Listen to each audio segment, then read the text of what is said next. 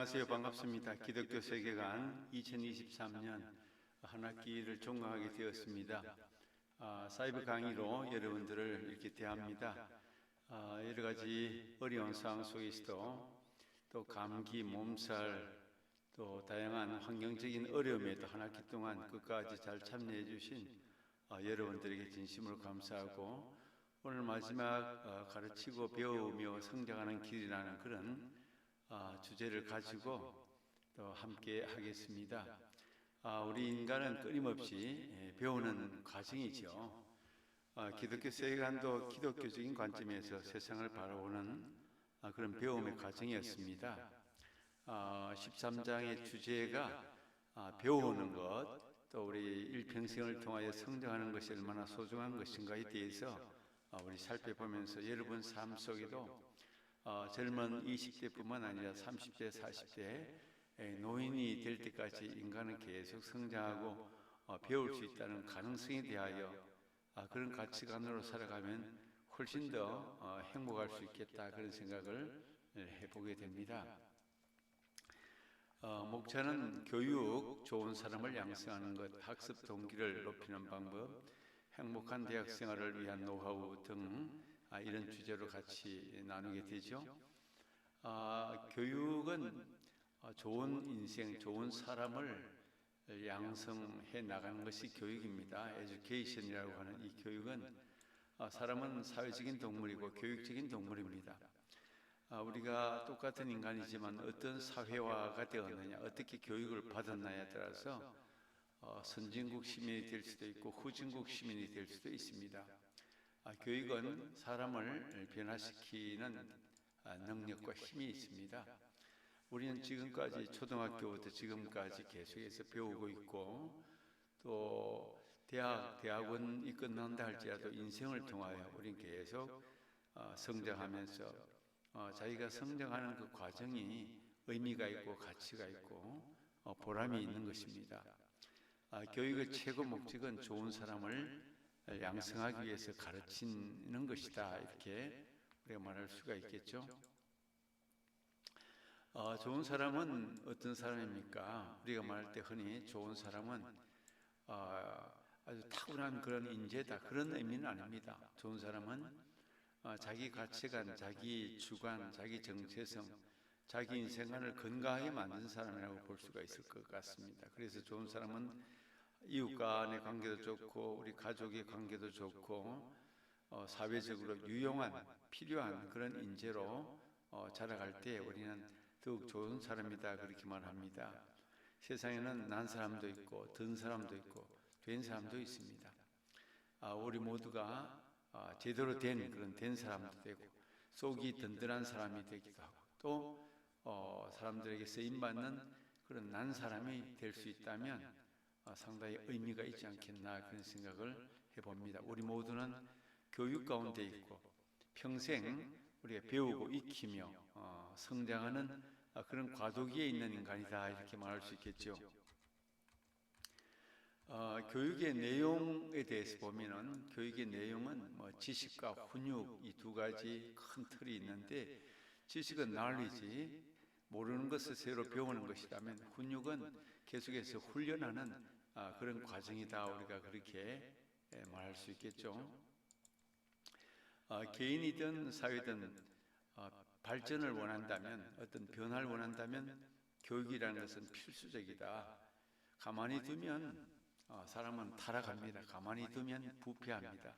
가만히 두면 발전하는 것이 아니라 퇴보하는 것이 인간의 어떤 근본적인 모습이라고 볼 수가 있겠죠. 교사가 가르치는 것이 지식과 이 훈육, 디시플린이라고 하는 이 두 가지죠. 지식만 많다고 바른 인간이 되는 것은 아닙니다. 지식이 많아서 오히려 잘못되는 경우도 많이 있거든요. 훈육이라는 것은 올바른 방향으로 갈 수 있도록 잘 인도해 나가는 것이죠. 때로는 훈육이 힘들 때도 있고, 때로는 충돌을 일으킬 때가 있고, 때로는 반항심을 만들 때도 있지만, 때로는 그것이 훌륭한 한 인격자로서 성장하고 훌륭한 사회인으로 발전하는 데 도움이 되죠. 우리 남자들이 군대 얘기를 많이 하는데 군대 가면 대단한 훈육이 들어 있습니다. 사회생활 하다가 군대 생활 하려면 굉장히 어렵고 힘들지만 군대 생활을 한 4주간, 5주간 하면 상당히 훈련이 되어서 또 군대에 잘 적응하고 군대 생활에 이제 잘 마칠 때까지 이겨낼 수 있는 그런 훈육 방법이 있죠. 훈육은 방종으로 빠지는 것을 방지합니다. 훈육은 바른 길, 사회에서 원하는 길, 또 인간다운 길을 이끌어가는 그런 원리와 방법이 훈육이죠. 그래서 훈육이 인간에게 꼭 있어야지 방종에 빠지지 않고 타락에 빠지지 않고 퇴보하지 않는다. 우리가 그렇게 말하면 좋을 것 같습니다. 자, 좋은 사람을 양성하는 게 있어서 교육에 어떤 두 가지 방향이 있다면 하나는 인지적인 교육이고 하나는 비인지적인 교육이라고 할 수 있습니다. 말 그대로 인지적인 교육은 하나의 틀을 짜서 그 방향을 잡아놓고 그 방향을 의도적으로 이끄는 것이고, 비인지적 교육은 그냥 어떤 틀이나 방향이 있다기보다는 의도하지 않은 그냥 자연스럽게 내추럴하게 그냥 아주 자연스럽게 나아갈 수 있는 그런 방법, 인위적인 방법을 가능한 도입하지 않고 물을 흐르듯이 강물이 흘러가듯이 그렇게 나가는 방법을 말하는 것이죠. 또 교육에는 제도권 교육도 있고 비제도권 교육도 있습니다. 제도권 교육을 우리가 지금까지 받아왔습니다. 초등학교, 중학교, 고등학교, 대학교. 오랜 기간 동안 교육이 제도권 안에 있다 보니까 여러 가지 잘못된 어떤 조직과 원리의 어떤 부작용도 많이 있습니다. 그래서 비제도권 교육이 생겨나게 되죠. 말하자면 대안학교라든지 또 학교 이외에 학교 밖의 어떤 교육 같은 것을 통하여 우리 검정고시도 있고 다양한 방법으로 도전하면서 사회인이 되는 그런 방법도 있습니다. 제도권 교육에 어떤 적응하지 못하는 우리 학생들이 있다면 비제도권 교육을 통해서 오히려 더 훌륭한 교육을 만들어낼 수도 있겠죠.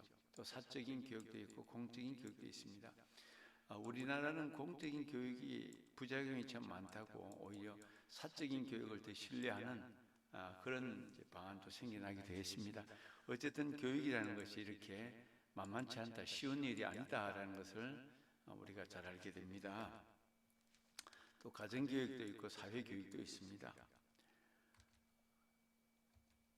자, 학습 동기를 높이는 방법으로 학습 동기를 높이는 방법으로 이제 호기심과 흥미, interesting이라고 하는 흥미, 칭찬과 인정 이런 것들이 배움의 동기부여를 하게 되죠. 이 모티브라고 하는 어떤 동기를 불러일으키는 것이 교육에 있어서 효과적인 열매, 결과를 맺는 데 아주 중요합니다. 사람은 호기심을 많이 가지고 있습니다. 어린아이도 호기심이 있고 노인도 호기심이 있습니다. 새로운 것, 또 잘 모르는 것, 또 새로운 여행지, 새로운 지식에 대한 호기심을 본성적으로 가지고 있기 때문에 그래서 교육이 이루어지는 것이죠. 호기심을 잃어버리는 이유는 가르침이 너무 주입식이 됐다든지 또 자만하다든지 매너리즘에 빠진다든지 습관성에 이제 빠진다든지 이렇게 되면 호기심이 없어지죠. 매일 똑같은 것이 이루어진다. 새로운 것이 없다. 변화가 없다. 그래서 우리는 호기심이 없어지면 배움에 대한 동기, 욕구도 사라집니다. 그래서 우리 칭찬과 인정이라는 그런 방법이 있는데 이거는 이제 심리학에서는 이제 행동주의 방법입니다. 행동주의.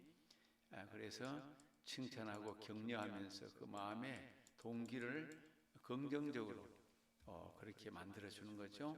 안정감을 줄 수가 있기 때문에 그런 장점이 있습니다. 인간은 인정을 통해서 자기 자신을 이해하고 좀 더 도전적인 사람으로 자기 자신의 가치를 인정받을 때 사람은 더 자기 존중감, 또 자기 가치감, 자기 의미를 더 크게 가질 수 있다 그렇게 보는 거죠. 자, 학습 동기를 높이는 방법으로 배움의 필요가 분명해야 된다. 사람은 필요에 따라서 열심을 냅니다. 내가 운전할 필요가 있다 하면 운전면허증을 반드시 따겠죠. 내가 어떤 자전거를 타야 된다. 자전거를 꼭 배울 것입니다. 내 건강에 문제가 생겼다. 그러면 헬스장에 다니고 건강을 향상시키기 위해서 노력할 것입니다. 이게 동기죠. 학습 동기.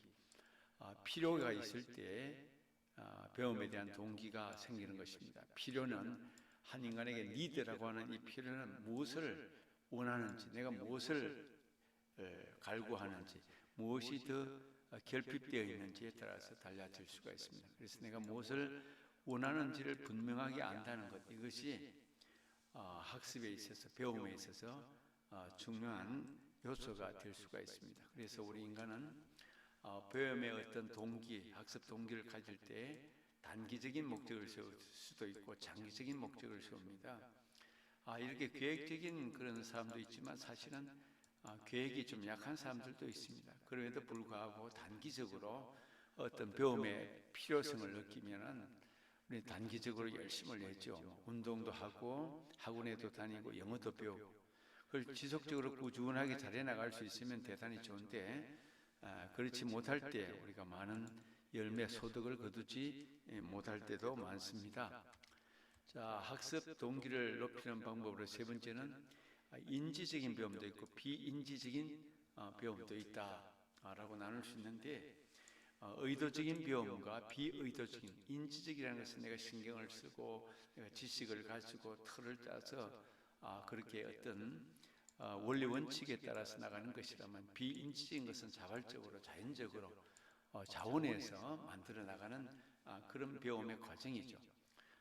이런 두 가지의 학습 동기를 높이는 방법, 물론 어떤 틀에 짜여서 잘하는 사람도 있고 자발적으로 해서 잘하는 사람도 있습니다.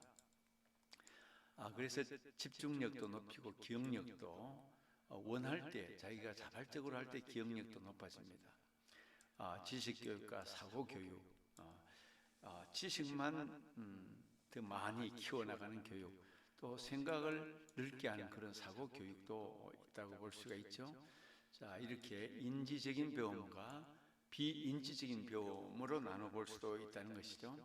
또 사고에 있어서 비판적인 사고, 논리적인 사고의 어떤 방법도 있습니다. 우리가 논리적인 사고는 이제 원리 원칙에 따라서 어떤 객관성을 찾아내는 것이라면 비판적인 사고는 어떤 나의 생각, 나의 판단을 집어넣어서 옳고 그름에 대해서 잘못된 것에 대해서 찾아내고 다시 새로운 것을 추구하는 그런 방법이라고 말할 수가 있겠죠. 자, 학습 동기를 높이는 방법으로 나의 생각 중심에 무엇을 둘 것인가. 우리 인간은 생각, 이 사고라는 것이 대단히 중요합니다.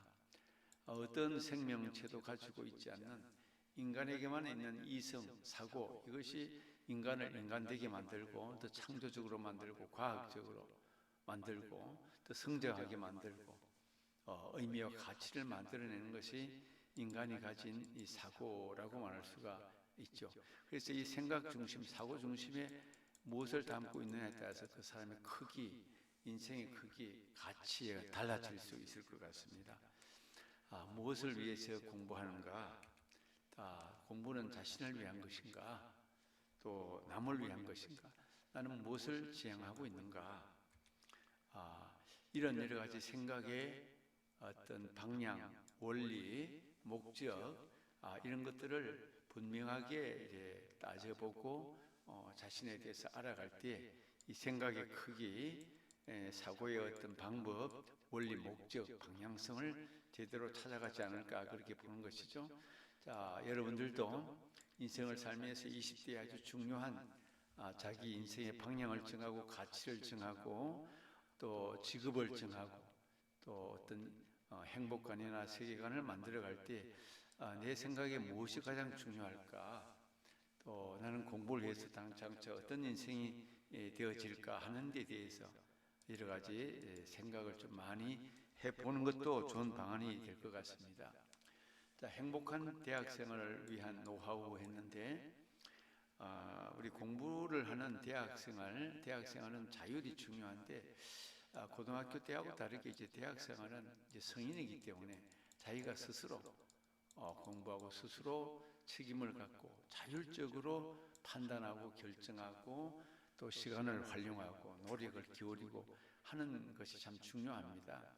이 자유와 자유를 잘 구분해야 되는 것은, 자유는 까딱 잘못하면 방임에 빠지고 되죠. 아무도 간섭하지 않는다. 혼자 그냥 내버려 둔다. 관리를 잘하면 아주 좋은 삶이 되지만 그냥 방임해두면은 퇴보하고 타락할 수 있겠죠. 그러나 자유는 자기 스스로 규율을 정해서 규칙적으로, 습관적으로 또 올바른 생활 원리 방법에 따라서 나가는 그런 것을 우리가 자율이라고 말할 수가 있겠습니다. 과거의 습관과 태도를 잘 매듭짓자. 잘못된 습관, 잘못된 태도를 바꾸고, 사람은 변화가 가능하고 성장이 가능하고 발전이 가능하기 때문에 잘못된 것을, 과거를 바꿀 필요가 있죠. 내가 안 될 때는 도움을 요청할 수 있는 것이 인간입니다. 친구의 도움, 교수의 도움, 선배의 도움, 또 부모의 도움, 내가 이것이 약하다 이럴 때 도움을 요청할 수 있다면 대단히 좋죠. 이 독일 하이델베르크 대학의 학생 감옥이라는 것이 이렇게 있는데, 그렇습니다. 우리가 이렇게 감옥이라는 이 개념은 참 인간을 속박 가운데, 구속 가운데 자율성을 뺏어버리는, 그야말로 타락하게 만들고 인간을 완전히 비인간화 만드는 것이죠. 그러나 반대로 대학 생활은 자유와 자율 속에서 주어지는 것이기 때문에 여러분들의 대학 생활이 행복한 그런 대학 생활이 될 수 있도록 자유를 잘 관리하고 책임적인 자유를 누리고 자율적으로 생활할 수 있는 그런 패턴, 그런 습관, 그런 관습을 만들어 나가는 것이 얼마나 중요할 것인가 생각해 볼 수가 있겠죠. 그래서 호기심을 회복하자. 잃어버린 호기심. 호기심이 있으면 밤을 새울 수가 있고, 호기심이 있으면 책을 읽을 수가 있고, 호기심이 있으면 여행을 갈 수도 있고, 호기심이 있으면 친구를 사귈 수도 있고, 호기심이 있으면 창조적인 사람이 되고 그렇습니다. 호기심이 우리가 마음속에 동기를 만들고 일하게 만들고 움직이게 만들고 활동하게 만들고 그런 역량을, 자기 안에 있는 역량을 개발해낼 수가 있죠. 호기심은 어린 아이들의 전유물만이 아닙니다. 호기심은 노인도 가질 수가 있고 청년들에게 많이 또 나타나고 필요한 그런 요소가 호기심입니다. 호기심 때문에 여행을 갈 수 있잖아요. 호기심 때문에 어떤 일이든지 아주 용기 있게 도전하며 나갈 수가 있습니다. 호기심을 잃어버린 이유를 찾아보자. 왜 나는 호기심을 잃어버렸을까?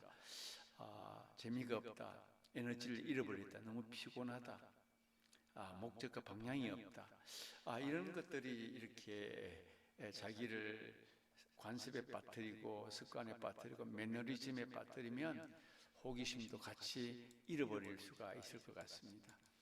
그런 것들을 다시 한번 회복할 수 있도록 호기심이 있어야 창의적인 사고가 이루어지죠. 인간이면 누구나 가지는 근원적인 호기심이 있습니다.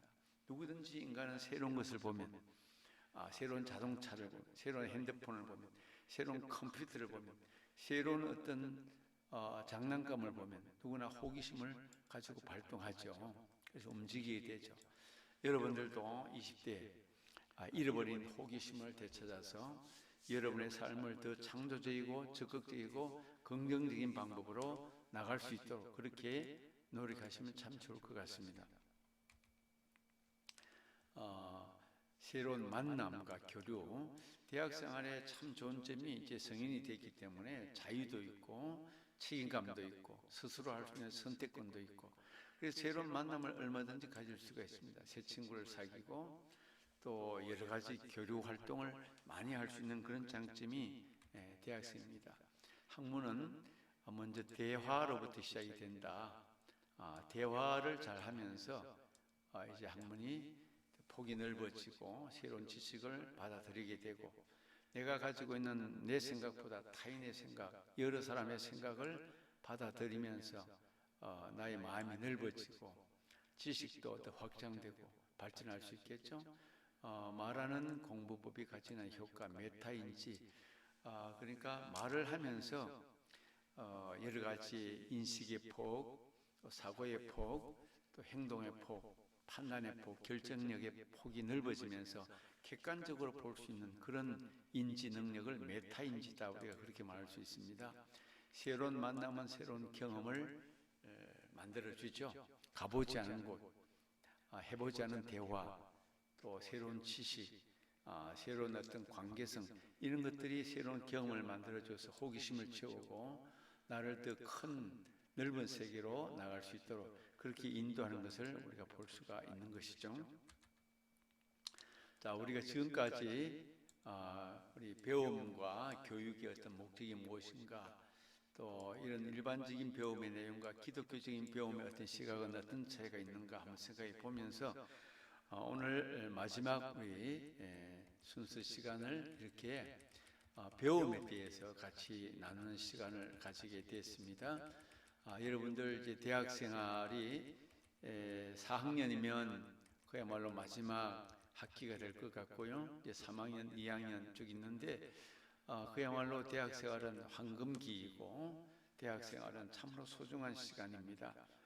자유가 있고 호기심이 있고 배움이 있고 또 관계성을 확장할 수 있는 그런 기간입니다.